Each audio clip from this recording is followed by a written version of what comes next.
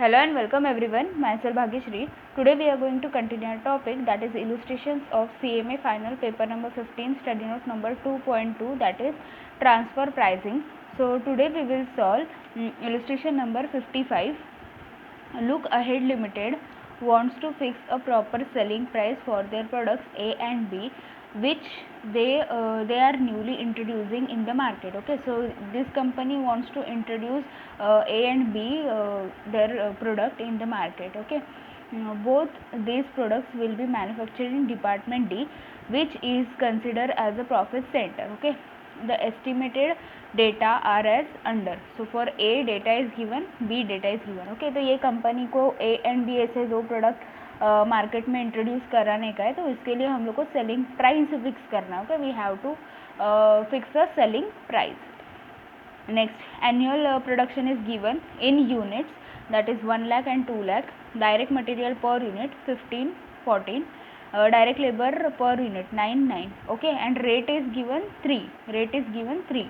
Okay, the proportion of overhead other than the interest chargeable to the two products are as under. Okay, so factory overheads 50% fixed, that is 100% of direct wages. Okay, तो factory overhead हम लोग को 100% of direct wages लेना है, उसमें से 50% हम लोग का फिक्स रहेगा और 50% हम लोग का वेरिएबल रहेगा. Okay, next is administration overhead 100% variable, which is 10% of factory cost. Okay, so administration overhead factory cost के 10% हम लोग को कंप्यूट करना है, और वो जो भी अमाउंट आएगा वो टोटली फिक्स रहेगा. Okay, next is selling and distribution overhead 50% variable. Okay, 3 and 4, ये जो 3 and 4 है वो दोनों भी 50% वेरिएबल है और 50% फिक्स है. ठीक है, per unit is given of product A and B.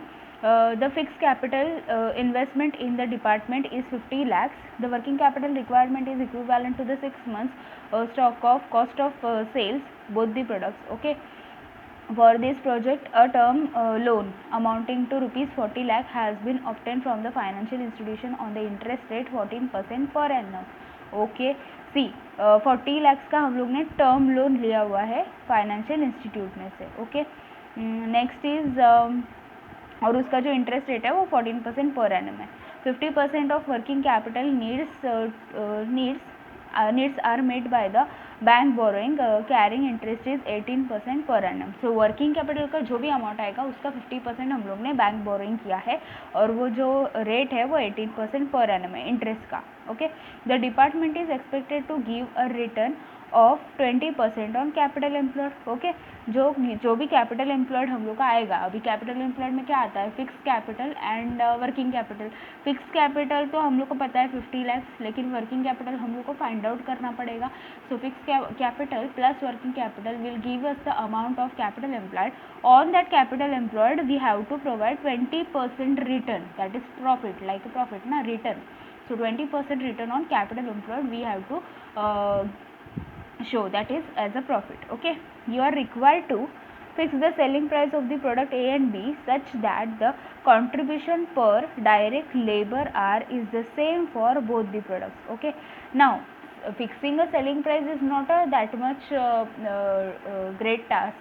Okay, अभी हम लोग ने ऐसे टाइप के क्वेश्चन देखा हुआ है, तो हम लोग को पता है कि सेलिंग प्राइस कैसे फिक्स करना है, लेकिन ये क्वेश्चन में सेलिंग प्राइस हम लोग को थोड़ा सा कॉम्प्लिकेटेड करके फिक्स करने के लिए बोला है. सी, कॉन्ट्रीब्यूशन पर डायरेक्ट लेबर आर जो भी आएगा, पर डायरेक्ट लेबर आर का कॉन्ट्रीब्यूशन जो भी आएगा उसके अकॉर्डिंगली हम लोग को सेलिंग प्राइस फिक्स करना है. ओके, सो जो कॉन्ट्रीब्यूशन आएगा उसमें हम लोग को जो भी ए और बी का वेरिएबल कॉस्ट रहेगा वो ऐड करके फाइनली सेलिंग प्राइस बताने का है, नॉर्मल कॉन्ट्रीब्यूशन के हिसाब से नहीं करना है. Okay, that is the twist of this question.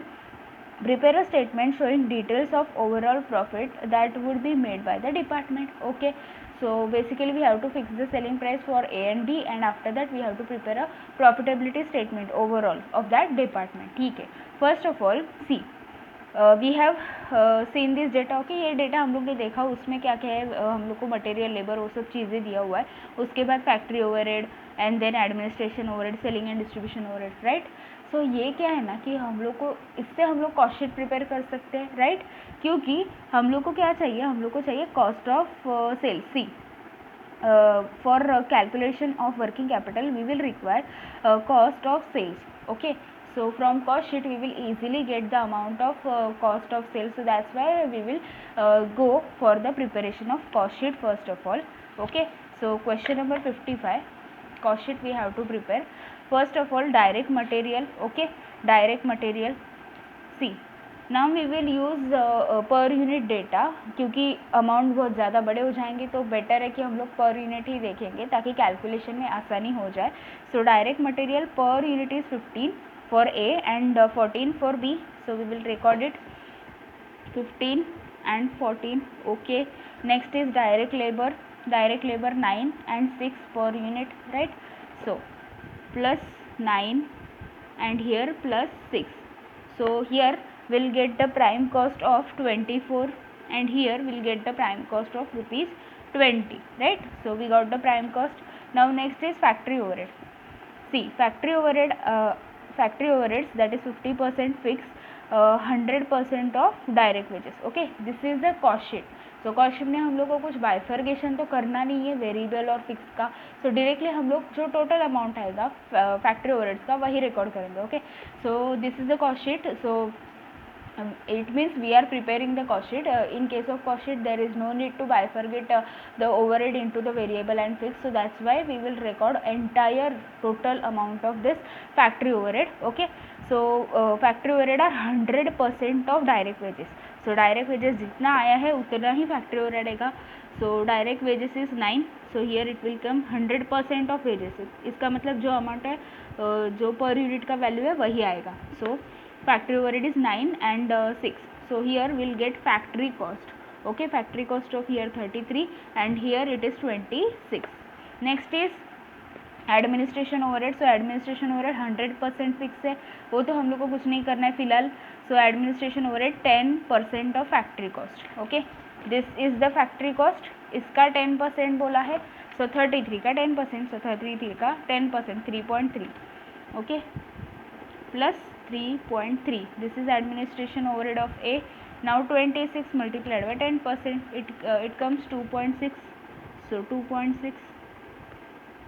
Now we'll get cost of production. So simply we have to add it here 36.3. Okay, 30, and here it will come 28.60. Okay, here we got cost of production. Okay, after that selling and distribution overheads. See, इधर तक हम लोग का read करके हुआ है. Next है selling and distribution overhead, that is 50% variable. Just ignore it right now. 3 and 4. Okay, 3 and 4 that is already given per unit, so we'll record directly 3 and 4. So selling and distribution overhead 3 here and here it is 4. So total here we'll get 39.30 and here we'll get 32.60. Okay, 32.60.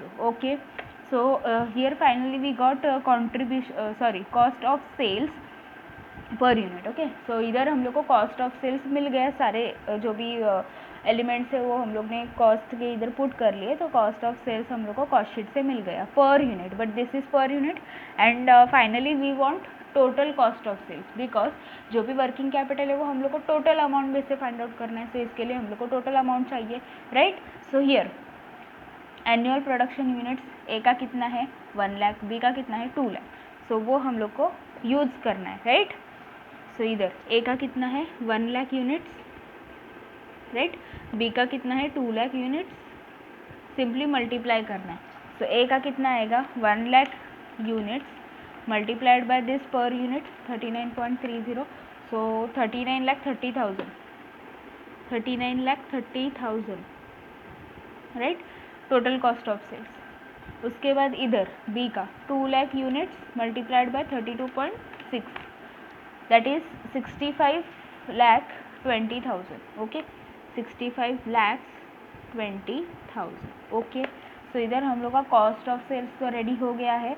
अभी हम लोग क्या क्या data दिया और हम लोग ने क्या क्या यूज़ किया एक बार चेक करते. सी, here we have used this number of units. After that this material and labor data we have used already. After that this factory overhead data, administration, selling and distribution overhead data we have used. But we have not consider this variable and fix expense bifurcation, right. तो ये जो bifurcation है वो हम लोग ने किया ही नहीं है अभी तक, फिक्स और वेरिएबल का, राइट। तो अभी हम लोग रीड करते करते हम लोग को समझा है ना कि कौन सा फिक्स है कौन सा वेरिएबल है, तो हम लोग variable cost per unit find out करके रखेंगे। Okay, now next step is we will find out variable cost per unit, because that will be very helpful at the end part of this question. Okay, so here we are reading the information, that's why we are just calculating the variable overheads. See, factory overheads 100% of direct wages, right। उसमें से क्या है 50% fix है, यानी कि 50% variable है। Okay, सी factory overheads कितना आया था 9 और 6, राइट। सो उसका 50% फिक्स है, 9 का 50%, ओके 50%, दैट इज 4.5 फिक्स है, इसका मतलब 4.5 वेरिएबल है। Okay, so first of all हम लोग डायरेक्ट और मटेरियल और डायरेक्ट लेबर भी रिकॉर्ड करके लेते हैं, बाद में हम लोग फैक्ट्री ओवरहेड का देखेंगे। ओके, सी डायरेक्ट मटेरियल 15 और 14 वो भी वेरिएबल ही होता है, उसके बाद डायरेक्ट लेबर 9 और 6 वो भी वेरिएबल ही होता है। ओके, सो पहले वो जो मेन एलिमेंट्स है उसका हम लोग रिकॉर्ड करके लेंगे 15, 14 और हियर 9 और 6। ओके, उसके बाद वेरिएबल फैक्ट्री ओवरहेड जो अभी हम लोग ने किया था, 9 is total, out of that 50% is fix and 50% is variable. So 9 का 50% यानी कि 4.5 हम लोग का वेरिएबल रहेगा। ओके, वैसे ही इसका 6 इज द टोटल, सो 6 का 50% हम लोग का फिक्स और 50% वेरिएबल है, so 3। Okay, after that selling and distribution overhead. Okay, because see factory overhead का होने के बाद एडमिनिस्ट्रेशन है वो, लेकिन 100% फिक्स है, so we will not consider it in variable cost because this is 100% fix. Next is selling and distribution, that is 50% variable, right. So selling and distribution जो 3 and 4 है वो 50% वेरिएबल है, सो 3 का 50% variable यानी कि 1.5 और इधर 4 का 50% यानी कि 2। So total variable cost per unit हम लोग को मिलेगा ए और बी का 15 + 9 + 4.5 + 1.5, it comes to 30 rupees 30 per unit. Okay, here 14 + 6 + 3 + 2, it comes to 25 rupees 25 per unit. Okay, just we have calculated because we got the information about that. Okay, so up to this we have used the data. After that the data is given for capital investment, that is 50 lakhs. Okay, so capital investment basically हम लोग को क्यों दिया है, capital employed के लिए। Okay, see the fixed capital investment in the department is 50 lakhs, okay, and the working capital requirement is equivalent to 6 months stock of cost of sales of both the products, right। so इधर हम लोग को capital employed का information दिया है। सी fixed capital तो directly दिया है 50 lakhs, okay, so fixed capital is directly given, that is rupees 50 lakhs, okay, fixed capital is 50 lakhs, there is no problem in fixed capital, okay, but problem is there in working capital which we have to calculate, right। working capital is 6 months of cost of sales of both the products, ठीक है। इसका मतलब अभी ये जो data है वो तो पर एनम था, इसका मतलब ये cost of sales full year का है, right, because units are annual production, right. So ये जो भी अमाउंट हम लोग ने फाइंड आउट किया है वो यूनिट्स का यूज़ करके ही फाइंड आउट किया था, तो ये पर एनम है, हम लोग को 6 मंथ्स का चाहिए। Okay, cost of sales, so 39,30,000, okay, this is the amount, this is for entire year, we want only for 6 months, so multiplied by 6 divided by 12, it comes to 19,65,000. this is the working capital of A, okay, working capital of A 19,65,000, okay। कैसे find out किया हम लोग ने, 39,30,000 multiplied by 6 divided by 12, okay, so this is the working capital of A. now working capital of B 65,20,000, 65,20,000 multiplied by 6 divided by 12, okay, 65,20,000 multiplied by 6 divided by 12, it comes to 32,60,000, okay, 32,60,000, now total capital employed हम लोग को मिल जाएगा, right. So 50 lakhs plus 19,65,000 plus 32,60,000 it comes to 1,02,25,000. Okay, so 1,02,25,000, ठीक है। सो इधर हम लोग को कैपिटल एम्प्लॉयड मिल गया, टोटल कैपिटल एम्प्लॉयड। ओके, सी अभी क्या है ना, कैपिटल एम्प्लॉयड मिल गया तो उसके ऊपर जो रिटर्न बोला है वो भी हम लोग फाइंड आउट करके रखते हैं। See the department is expected to give return of 20% on capital employed. So this is the amount of capital employed, we will just find out the return amount यानी कि प्रॉफिट का अमाउंट। सो 1,02,25,000 this is the capital employed, उसके ऊपर 20%, so multiplied by 20% it comes to 20,45,000. Okay, so 20,45,000 this is the expected return या फिर required return, right. 20,45,000. सो इधर तक हम लोग का हो गया है। फाइनली ये सब कैलकुलेशन करके हम लोग को सेलिंग प्राइस के ऊपर जाना है, राइट। ठीक है, तो अभी हम लोग आए नेक्स्ट कैलकुलेशन पर, right. Now to find out the selling price per unit the basic and main elements are first of all contribution per unit and variable cost per unit, right? Okay, so variable cost per unit तो हम लोग ने find out किया, right, variable cost per unit. लेकिन ये question में हम लोग को कंट्रीब्यूशन पर यूनिट नहीं चाहिए, हम लोग को चाहिए कंट्रीब्यूशन पर डायरेक्ट लेबर आर। ओके, तो अभी थोड़ा ध्यान से करना पड़ेगा, राइट। फर्स्ट ऑफ ऑल हम लोग जाएंगे बेसिक थिंग्स से, राइट। फर्स्ट ऑफ ऑल हम लोग क्या करेंगे, टोटल कॉस्ट रहता है हमारे पास, ओके, कॉस्ट, उसमें हम लोग प्रॉफिट ऐड करते हैं तो हम लोग को टोटल सेल्स मिलता है। ये तो बेसिक थिंग है, okay. Basics are what, see cost is here and profit is here, so cost plus profit will give us sale, total sale amount, right. So will follow just that technique, right. So इधर हम लोग overall देख रहे हैं, overall जो company का है profit loss जो भी रहेगा सेल, वो सब कंपनी का देख रहे हैं। सो ए एंड बी का मिला के टोटल लिखना पड़ेगा, okay, because we want total contribution, right. Now we are calculating total things, so that's why we have just drawn one column. So here cost of sales, we have to just take total of both this 39,30,000 and here 65,20,000, it comes to 1,04,50,000. Okay, सो हम लोग का cost of sales total आ गया दोनों product का, okay, 1,04,50,000. Okay, सो उसके बाद क्या है ना कि रिटर्न दैट इज प्रॉफिट जो हम लोग ने फाइंड आउट किया है, okay, that is 20,45,000. So just plus 20,45,000. Obviously cost plus profit करेंगे तो सेल ही मिलेगा, ये तो कॉमन सेंस है। So this plus this it comes to 1,24,95,000. Okay, तो हम लोग को सेल मिल गया 1,24,95,000. ओके, सेल तो अभी टोटल मिल गया, अभी क्या है वेरिएबल कॉस्ट ए और बी का, ओके। अभी क्या नॉर्मल हम लोग का जो थिंकिंग होता है मार्जिनल कॉस्टिंग में जो हम लोग करते हैं सेल्स माइनस वेरिएबल कॉस्ट, तो हम लोग को कंट्रीब्यूशन मिलता है, राइट। ओके, अभी कुछ स्टूडेंट्स को ऐसा डाउट हो सकता है कि अभी सेल तो हम लोग को मिल गया ना, तो हम लोग डायरेक्टली सेलिंग प्राइस फिक्स कर सकते हैं।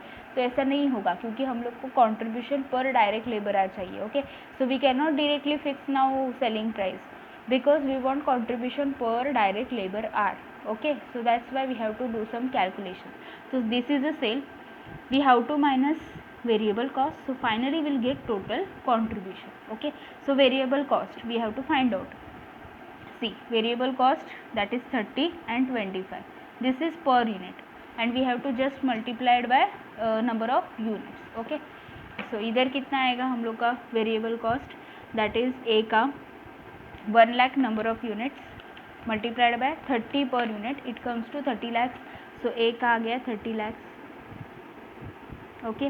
B का यूनिट्स कितना है 2 lakhs मल्टीप्लाइड बाय उसका पर यूनिट हम लोग ने फाइंड आउट किया 25, it comes to 50 lakhs, okay, 50 lakhs, okay. So total is 80 lakhs, okay, total is 80 lakhs. So इधर हम लोग को माइनस करना है, सो इसीलिए ब्रैकेट डाल रहे हैं 80 lakhs. So finally sales, that is 1,24,95,000 minus this variable cost, that is 80 lakhs. It comes to 44,95,000. That is total contribution. 44,95,000. This is total contribution. Okay. Now we want contribution per direct labor R. Okay. For that we want total direct labor R, because ये जो contribution है वो तो total में आया है और हम लोग को क्या चाहिए, total direct labor R, right? अभी total direct labor R हम लोग को अच्छे से इधर देखना पड़ेगा, right? See here direct labor cost जो है वो पर यूनिट दिया हुआ है और उसका रेट इधर दिया हुआ है. Okay, so 9 is the total per unit cost and this is the rate. So 9 divide by 3 will give us number of labour hours. Okay, so 9 का कॉस्ट आया और उसका रेट 3 है, इसका मतलब लेबर आवर्स कितना हुआ इधर. ओके, लेबर आवर्स हम लोग का हो गया 3 आवर्स. ओके, और इधर total is cost is 6 divide by rate is 3, it comes to 2 hours. Okay, 2 hours. Okay, now 2 hours, इसका मतलब एक यूनिट 1 यूनिट अगर प्रोड्यूस करना है तो 3 आवर्स लगता है. ओके, ए प्रोडक्ट को, और एक यूनिट अगर बी का करना है तो 2 आवर्स लगता है. Okay, so for producing 1 unit we will require 3 hours for this a. Okay, so 1 unit के लिए 3 आवर्स है तो ए का कितने यूनिट्स है, 1 लाख. सो 1 लाख के लिए कितना, 1 lakh units multiplied by 3 hours, total hours is 3 lakh hours. Okay, A का हो गया 3 लाख आवर्स. वैसे ही बी का एक यूनिट प्रोड्यूस करने के लिए 2 आवर्स लगता है तो टोटल कितना यूनिट्स चाहिए, 2 lakhs. So 2 lakhs units multiplied by 2 hours, it comes to 4 lakhs. Okay, so A का 3 lakhs प्लस बी का 4 lakhs, टोटल लेबर आवर्स कितना हो गया, 7 lakhs. हम लोग टोटल क्यों ले रहे हैं, क्योंकि कंट्रीब्यूशन टोटल में है, right. So here we will consider total labour hours because we are considering total contribution. So here total contribution is 44,95,000. okay, divided by 7 lakh direct labor hours, that is 3 lakhs of A and 4 lakhs of B. okay, so 44,95,000 divided by 7 lakh, it comes to 6.4214. okay, 4 decimal places तक हम लोग round off करेंगे. so it is 6.4214. Okay, अभी ये क्या है ना, per direct labour hour. Okay, this is per direct labour hour. Okay, ये तो पर डायरेक्ट लेबर आर आ गया. अभी हम लोग को क्या चाहिए, पर यूनिट चाहिए. ओके, अभी हम लोग को क्या चाहिए, पर यूनिट चाहिए. ओके, तो अभी पर लेबर आर है, राइट. सो इधर हम लोग क्या करेंगे, एक कॉन्ट्रीब्यूशन लिखेंगे multiplied by number of hours, क्योंकि ये क्या है, पर लेबर आवर, राइट. एक यूनिट बनाने के लिए कितना आवर्स लगता है वो हम लोग इधर मल्टीप्लाई करेंगे अगेन, तो हम लोग को ये कंट्रीब्यूशन पर यूनिट मिलेगा, जो भी किसके बेसिस के ऊपर है, डायरेक्ट लेबर आर के बेसिस के ऊपर है. ओके, तो ए बनाने के लिए कितना आवर्स लगता है, सी 3 आवर्स, और बी के लिए कितना, 2 आवर्स. ये हम लोग ने फाइंड आउट किया था, अभी अभी मैंने बताया था कि कैसे करना है. ओके, ये 9 डिवाइड बाई 3 किया तो ये आ गया, 6 डिवाइड बाई 3 किया तो ये आ गया. ओके, सो 3 and 2 ये आवर्स हम लोग को लगता है. This is per direct labour hour and we require 3 hours here and here. 6.4214 multiplied by 2 hours here, right. So multiply करना है simply, 6.4214 multiplied by 3, it comes to 19.2642.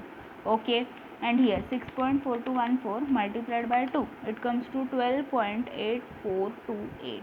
okay, this is finally contribution per unit, which is based on calculation of direct which is based on calculation, that is per direct labor hour. okay, now it is very simple to fix the या फिर decide the selling price. okay, कैसे, contribution पर unit. Okay, हम लोग को पता है क्या, हम लोग ने फाइंड आउट किया 19.2642 and here 12.8428, right. After that variable cost, here variable cost 30 and 25 per unit, right. So 30 25, okay. See selling में से वेरिएबल माइनस होता है, सो माइनस के लिए ब्रैकेट डाला हुआ है, ओके। अभी हम लोग ऊपर से नीचे, मतलब जैसे हम लोग नॉर्मली आते हैं, मतलब सेल में से हम लोग वेरिएबल कॉस्ट माइनस करते हैं तो कंट्रीब्यूशन मिलता है, लेकिन अभी हम लोग रिवर्स जा रहे हैं। सो रिवर्स जाते वक्त एक्शन उल्टा होता है, यानी कि इधर माइनस की जगह पे प्लस करना पड़ेगा, right. So here in the normal way we have to minus this variable cost from the sale, okay, sales minus variable cost, then we'll get the contribution. But now we are going reverse, so that's why here minus will not take place, here we have to plus. So 19.2642, this is the contribution plus variable cost, okay, it comes to 49.2642, okay. Here 12.8428 plus 25, it comes to 37.8428. So finally we got selling price पर unit, okay. Selling price per unit हम लोग को find out करने के लिए बोला हुआ था, तो वो हम लोग ने फाइंड आउट किया हुआ है, selling price per unit, okay. After that हम लोग को क्या बोला था, हम लोग चेक करेंगे। सी we have fixed the selling price of A and B. After that prepare a statement showing the overall profit of that made by the department. So overall profit हम लोग को शो करके दिखाना है कि कितना हुआ है, ठीक है। सो ओवरऑल प्रॉफिट यानी कि दोनों का, ए और बी का टोटल, सो दोनों का मिला के सेल हम लोग को फर्स्ट ऑफ ऑल चाहिए, ओके। तो सेल हम लोग ने ही फाइंड आउट किया था। See total sale 1,24,95,000, so 1,24,95,000, okay. From that we have to deduct cost, यानी कि cost of sales. See cost of sales भी हम लोग ने फाइंड आउट किया था, 1,04,50,000, राइट, 1,04,50,000, ठीक है। So 1,24,95,000 is the sale minus cost of sales, that is 1,04,50,000, it comes to 20,45,000, okay, profit 20,45,000, that is earning before interest and tax. Now we have to consider interest on both the loans, that is term loan and bank borrowings, okay. We have to consider that interest. See क्या बोला है वो एक बार देखते हैं हम लोग। इधर तक हम लोग का हुआ था, अभी जस्ट ये इन्फॉर्मेशन हम लोग का बाकी है। For this project the term loan amounting to 40 lakhs has been obtained from the financial institution, interest rate is 14%. It's very simple, 40 lakhs का लोन है, उसके ऊपर 14% इंटरेस्ट है, तो कितना आ गया 5,60,000। सो टर्म लोन का इंटरेस्ट आ गया 5,60,000, ओके। नेक्स्ट क्या बोला है, 50% of working capital needs are made by the bank borrowings carrying the interest rate of 18% per annum. So working capital का जो भी हम लोग का अमाउंट फुल टोटल रहेगा उसका 50% हम लोग ने लोन लिया हुआ है, तो उसके ऊपर इंटरेस्ट देना पड़ेगा, okay. So what is the total amount of working capital? See here working capital is recorded by us. See we have recorded the working capital, A और बी का है तो टोटल लेंगे हम लोग और उसका 50% करेंगे। So 19,65,000 is for A is working capital and 32,60,000 is B is working capital. So total working capital कितना हो गया 52,25,000। इसका 50% लोन लिया है, okay. So 50% it comes to this much, okay. इसका हम लोग को कितना बोला है interest rate 18%, okay. So multiplied by 18%, it comes to 4,70,270, okay. So 4,70,250, okay. कैसे फाइंड आउट किया हम लोग ने अभी देखा, हम लोग ने क्या किया वर्किंग कैपिटल का टोटल लिया। सो कैसे फाइंड आउट किया टोटल वर्किंग कैपिटल, ओके। कितना आया था हम लोग का 52,25,000, ओके। उसका 50%, ओके, और उसके ऊपर हम लोग ने 18% फाइंड आउट किया, तो हम लोग को ये वाला अमाउंट आ गया, ठीक है। तो अभी क्या करना है, सिंपली माइनस करना है। So earning before interest and tax में से इंटरेस्ट गया तो क्या आ गया अर्निंग बिफोर टैक्स। अभी टैक्स रेट तो क्वेश्चन में दिया हुआ नहीं है, तो इसी को हम लोग अर्निंग आफ्टर टैक्स या फिर प्रॉफिट भी बोल सकते हैं, okay. So tax rate is not given in the question, so that's why this is earning before interest and tax. From that we will minus interest, both the interest, then we will get earning before tax, but but tax rate is not given in the question, so that's why this is earning before tax or else earning after tax. That is profit of that department. Okay, so 20,45,000, okay, minus interest 5,60,000 and 4,70,250, it comes to 10,14,750. okay, 10,14,750, ठीक है, 10,14,750. This is earning after tax या फिर profit, overall profit जो हम लोग को पूछा था वो हम लोग ने इधर कंप्यूट करके दिया हुआ है. Okay, so here we have completed illustration number 55. If you found this video helpful, then please like the video, do share it with your friends, subscribe my channel and press the bell icon to get more updates, and please check my channel's playlist to get more videos on various topics. Thanks for watching, friends.